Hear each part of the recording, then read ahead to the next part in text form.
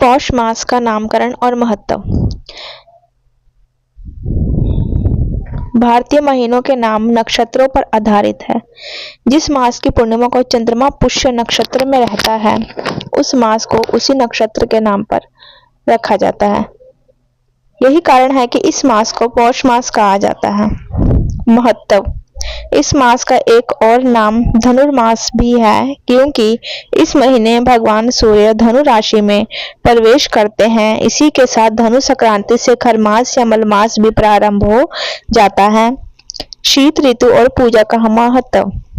यह मास तीव्र और तीखे जाड़े के मध्य आता है, जो दिसंबर से लगभग 15 जनवरी तक रहता है।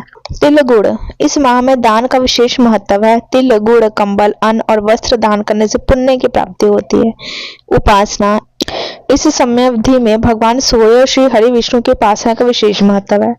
सूर्य को अर्घ तेजस्विता के लिए कुछ पुराणों में पौष मास को प्रत्येक रविवार के तांबे के पात्र में जल, लाल चंदन, लाल पुष्प डालकर भगवान विष्णु के मंत्र का जाप करते हुए सूर्य को अर्घ देने की मान्यता है। व्रत। साथ ही रविवार को व्रत रहे और तिल चावल की खिचड़ी का भोग लगाने से मनुष्य तेजस्वी बनता है। धर्म और ज्योतिष के अनुसार यह मास आध्यात्मिक रूप से समृद्धि देने वाला बताया गया है। पौष गणेश चतुर्थी की पौराणिक कथा। पौष मास में पड़ने वाली पौष गणेश चतुर्थी व्रत कथा का विशेष महत्व है। एक समय की बात है जब रावण ने स्वर्ग के सभी देवताओं को जीत लिया था।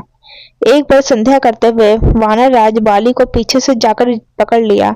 बाली रावण को अपने कांख में दबाकर किष्किंधा नगरी ले गए और अपने पुत्र अंगद को खेलने के लिए खिलौना दे दिया।